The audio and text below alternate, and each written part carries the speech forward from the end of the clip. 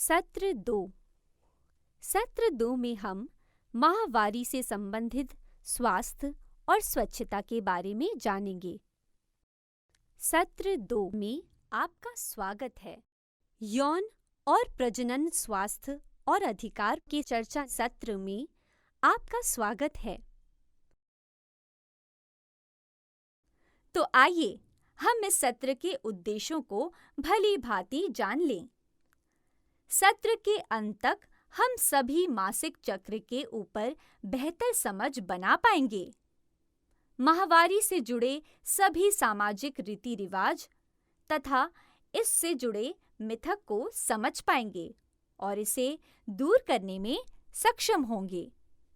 माहवारी के दौरान अच्छा स्वास्थ्य और स्वच्छता बनाए रखने के तरीकों के ऊपर बेहतर समझ बना पाएंगे और उन तरीकों का उपयोग करने में सक्षम होंगे। ये समझ जाएंगे कि मासिक धर्म के कारण लड़कियों की शिक्षा या किसी अन्य गतिविधि को प्रभावित करने की आवश्यकता नहीं है। तो आइए अब हम सभी लोग एक गोला बनाकर बैठ जाएं, ताकि सभी सदस्यों को एक दूसरे से बात करने और सुनने का मौका मिले। इन दिशा निर्देशों को ध्यानपूर्वक सुन लें। अपने शरीर या यौवनारंभ के बारे में कोई भी सवाल हो तो आप प्रश्न पेटी में डाल सकते हैं, जिसे आप सार्वजनिक तौर पर पूछना पसंद नहीं करेंगे।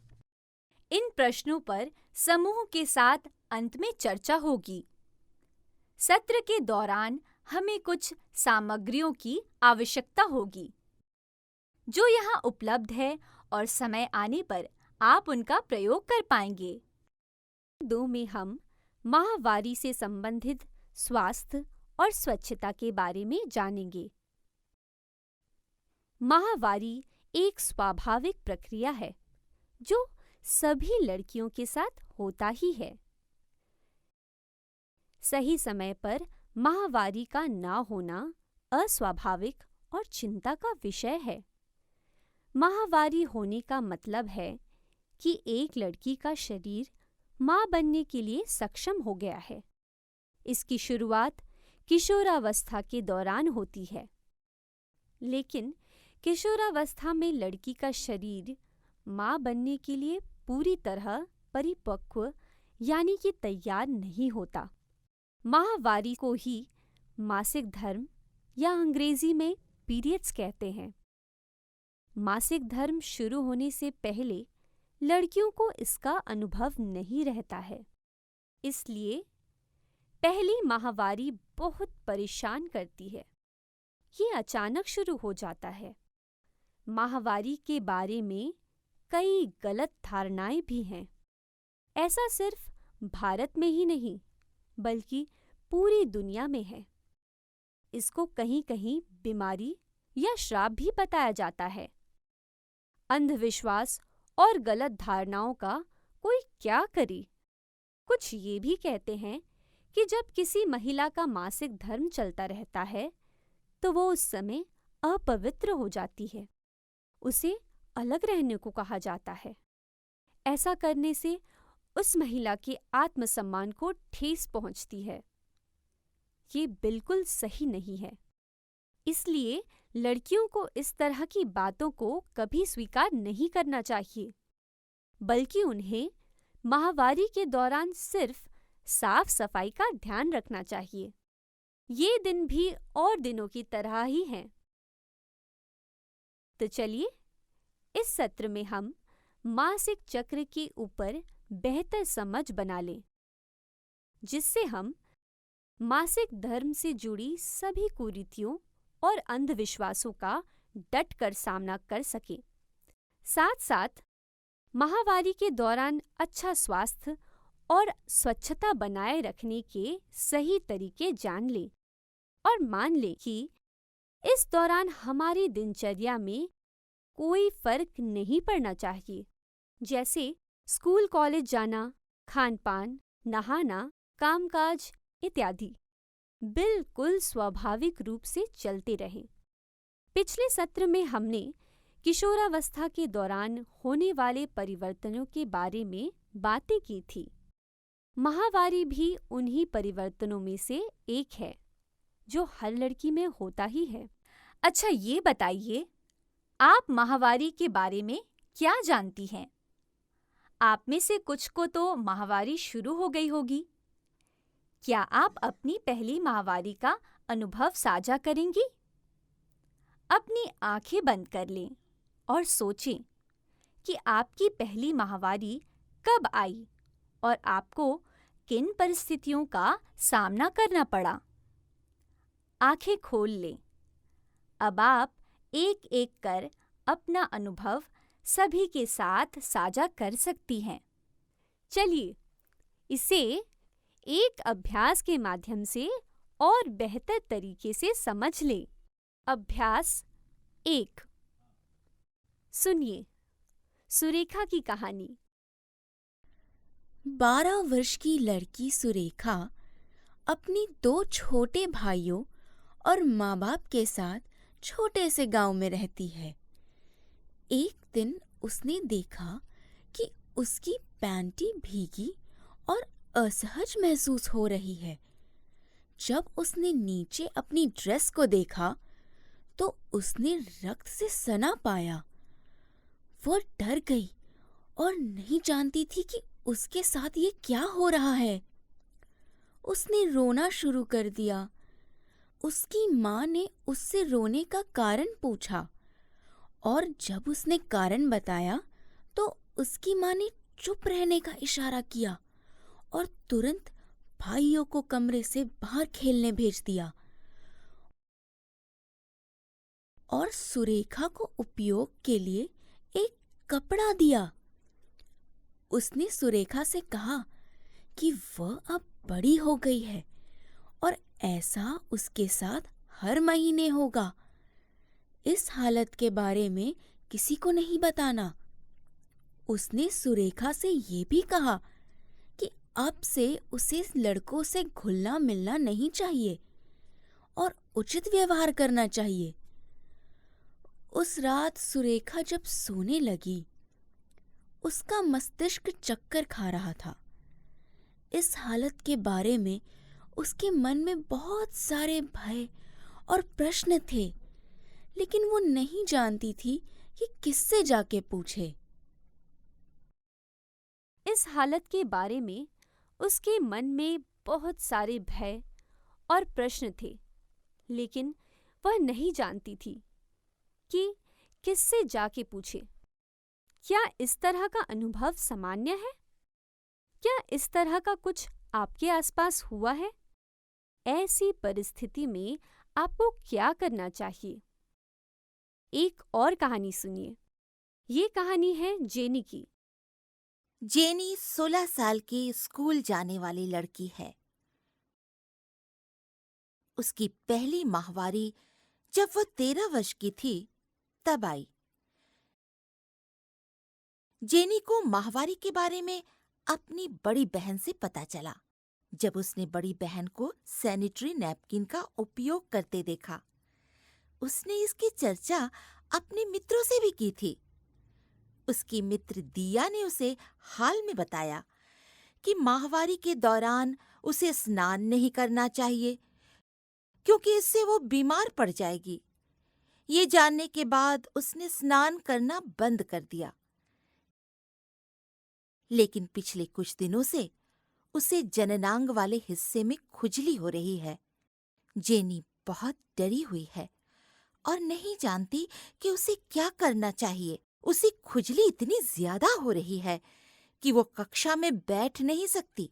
वो स्कूल नहीं जाने का निर्णय लेती है। क्या इस तरह का अनुभव सामान्य है? क्या इस तरह का कुछ आपके आसपास हुआ है? ऐसी परिस्थिति में आपको क्या करना चाहिए? लीजिए, सुनिए एक और कहानी। जेनी 13 साल की लड़की है जिसे माहवारी अभी शुरू हुई है। जेनी का एक भाई है कमल, जिसकी उम्र 14 साल है। उसने जेनी के कबर्ड में हाल में सैनिटरी नैपकिन का पैकेट देखा। ऐसे नैपकिन उसने टेलीविजन पर देखे हैं। कमल ने जाकर अपने मित्रों को इस बारे में बताया और उन्होंने जेनी का मजाक बनाना शुरू किया और उस पर हंसे। कमल ने जेनी से कहा कि वो उससे अलग ही रहे क्योंकि वो गंदी लड़की है। क्या इस तरह का अनुभव सामान्य है? क्या इस तरह का कुछ आपके आसपास हुआ है? ऐसी परिस्थिति में आपको क्या करना चाहिए? इन कहानियों के माध्यम से अब आप माहवारी से संबंधित गलत धारणाओं और भ्रांतियों के बारे में समझ ही गए होंगे। अपनी समझ को पुख्ता करने के लिए चलिए कुछ बातें दुरुस्त कर लें।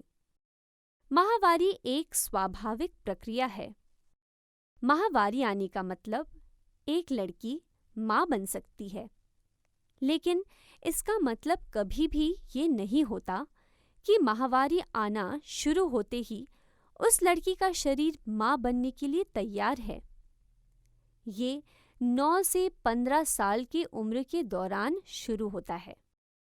सामान्य तौर पर हर महीने ये 4 से 7 दिनों की होती है। शुरू के कुछ दिनों में खून का ज्यादा बहाव रहता है, जो धीरे धीरे आखिरी दिनों तक कम हो जाता है।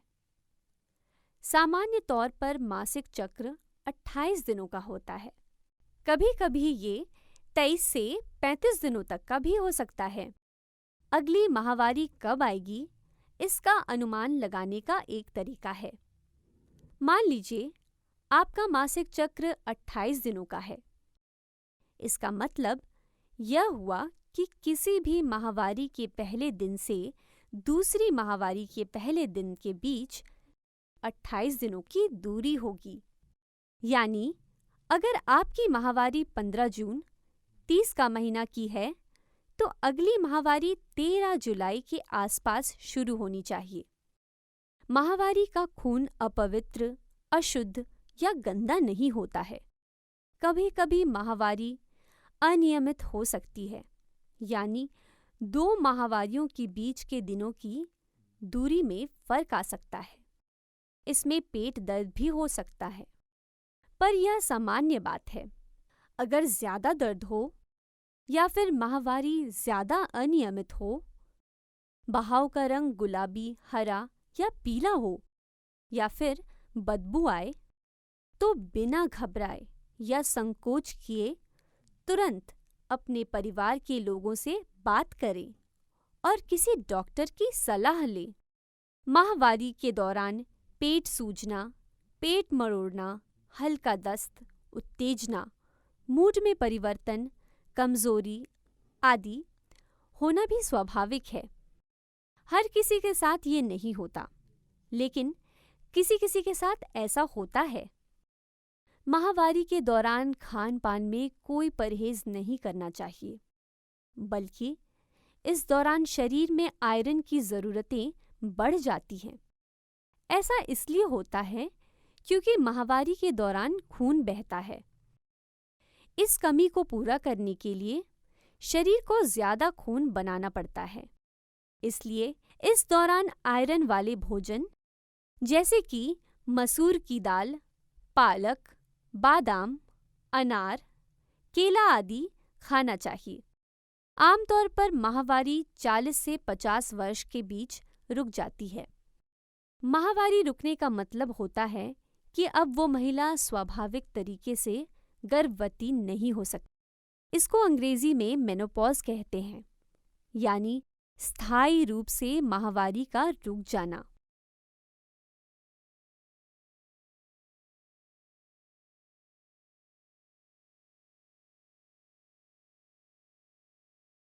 चलिए महिलाओं के प्रजनन अंग एवं माहवारी के बारे में एप्रन की मदद से जानें।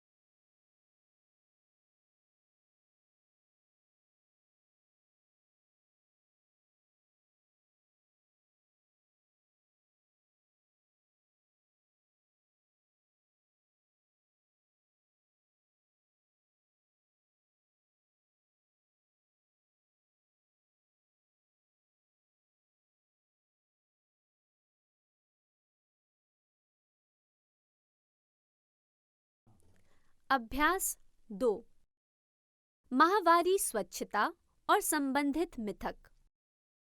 चलिए अब हम अपनी जानकारियों को और थोड़ा दुरुस्त कर लें। अब हम एक खेल खेलेंगे, पासिंग द बॉल। सभी प्रतिभागी गोल घेरे में खड़े हो जाएं। अब बारी बारी से बॉल सभी प्रतिभागियों की ओर फेंका जाएगा। हर किसी के पास बॉल एक न एक बार पहुंचेगा। जिस प्रतिभागी के हाथ में बॉल होगी, उसे स्क्रीन पर आ रहे वक्तव्य पर अपनी सहमति हाँ या नहीं में देना है। माहवारी के दौरान धार्मिक गतिविधियों में भाग ले सकती हूँ।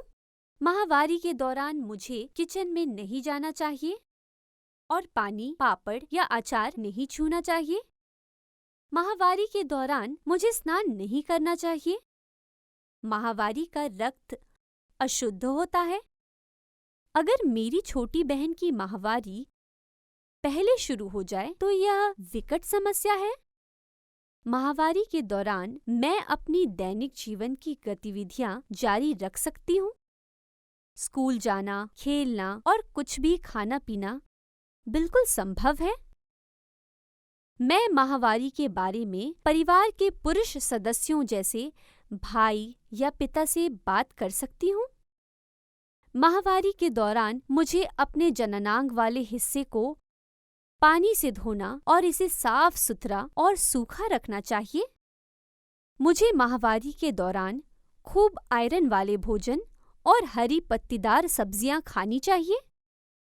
अपनी पहली माहवारी से पूर्व मुझे माहवारी के बारे में जानना चाहिए। अभ्यास 3 माहवारी के दौरान उपयोग होने वाली सामग्री लड़कियों के लिए। इस अभ्यास में हम माहवारी के दौरान इस्तेमाल होने वाली सामग्रियों के बारे में जानेंगे। इन चित्रों को देखें। आमतौर पर लड़कियां माहवारी के दौरान इन सामग्रियों का इस्तेमाल करती हैं। क्या आप इन्हें पहचानती हैं? सैनिटरी नैपकिन, सूती कपड़े का पैड, सामान्य कपड़ा। यह सैनिटरी नैपकिन डिस्पोजेबल पैड है। इन्हें आपने टीवी, आंगनबाड़ी में, दुकान या स्कूल में देखा होगा। यह आसानी से सभी जगहों में मिल जाता है।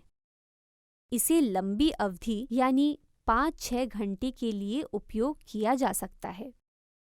इस्तेमाल के बाद इन्हें कूड़ेदान में ही फेंकें। इन्हें जलाएं नहीं या यहाँ वहाँ ना फेंकें। ऐसा करने से प्रदूषण बढ़ता है। कपड़े का पैड। यह सूती कपड़े से बनता है, इसलिए ये आरामदायक भी होता है। इसे घर पर आसानी से बनाया जा सकता है। इसको साबुन पानी से अच्छी तरह धोकर और धूप में सुखाकर फिर से इस्तेमाल किया जा सकता है। धूप में सुखाने से कीटाणु मर जाते हैं और किसी तरह का संक्रमण नहीं होता। यह एक सस्ता विकल्प है। कपड़े का साधारण टुकड़ा। घर में आसानी से कपड़े का साफ टुकड़ा मिल जाता है। इसे भी धोकर और सुखाकर फिर से इस्तेमाल किया जा सकता, लेकिन 2-3 बार से ज्यादा नहीं। हाँ, इसमें सोखने की क्षमता थोड़ी कम होती है, इसलिए इसे बार बार बदलना पड़ता है।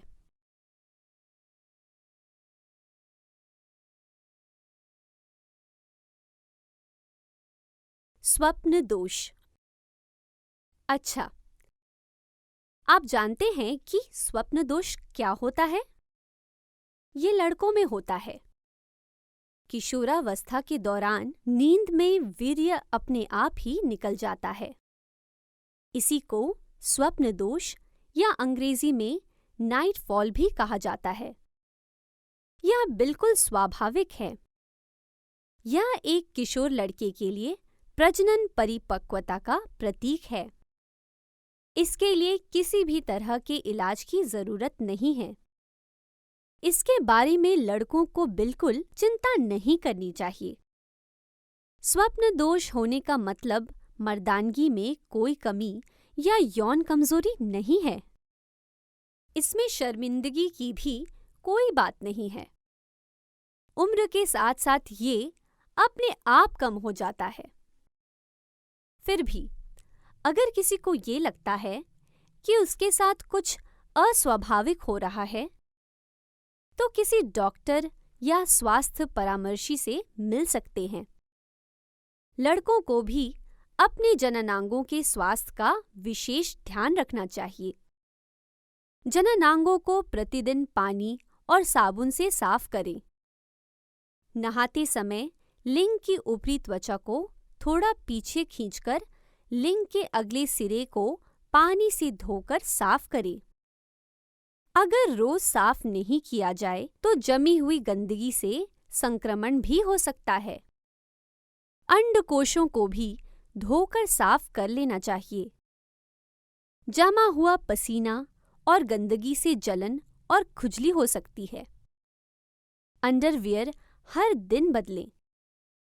उन्हें हर दिन धोकर और धूप में सुखाकर ही पहनें। सूती के अंडरगारमेंट्स ही सबसे अच्छे और आरामदायक होते हैं। सिंथेटिक कपड़े पसीने को अच्छी तरह सोख नहीं पाते। हर रोज साबुन लगाकर नहाएं। अब ये सत्र खत्म होने को है। इस सत्र में आपने मासिक धर्म के बारे में काफी कुछ जाना। इस दौरान उपयोग की जाने वाली सामग्रियों के बारे में सीखा। आप ये भी जानते हैं कि इन सामग्रियों को इस्तेमाल के बाद कैसे निपटाते हैं, और ये भी कि माहवारी के दौरान रोज नहाना चाहिए और अपने जननांगों को साफ सुथरा रखना चाहिए। कभी भी माहवारी के दौरान लड़कियां बाल हटाने वाली क्रीम या किसी भी प्रकार के क्लींजर का उपयोग ना करें। बिना किसी परहेज के खान पान करते रहिए। अपने नियमित और रोजमर्रा के कामकाज में भी कोई बदलाव या परहेज ना करें। आप स्कूल जा सकते हैं। अगर आपको किसी भी तरह की परेशानी हो तो बेशक डॉक्टर या स्वास्थ्य कर्मी की सलाह लें। अगर अकेले जाने में दिक्कत हो तो माता पिता, बड़ी बहन या मित्र के साथ भी जा सकती हैं। आज आपने जो कुछ भी सीखा उसे अपने मित्रों और परिवार वालों के साथ जरूर साझा करें।